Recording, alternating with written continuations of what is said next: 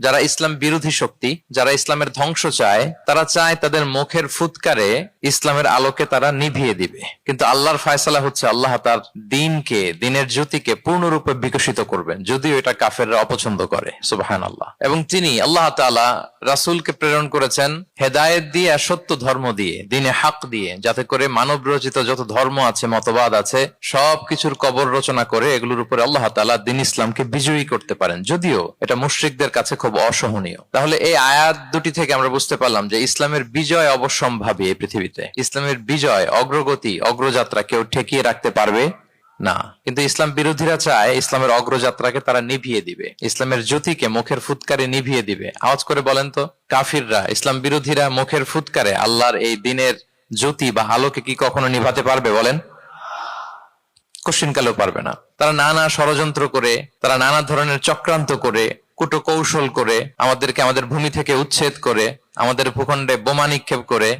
নানা ধরনের ষড়যন্ত্রের ছক এঁকে আমাদের নওজওয়ানদেরকে শহীদ করে, গ্লোবাল সমুদ ফ্লোটিলার মতো নৌবহরকে আটকে দিয়ে ওরা ভাবে যে ওরা ইসলামের বিজয়কে ঠেকায় ফেলবে। আসলে কি পারবে?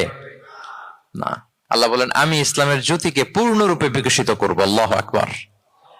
এটাকে কেউ ঠেকাতে পারবে না। তাহলে ইসলামের বিজয় অবশ্যম্ভাবী।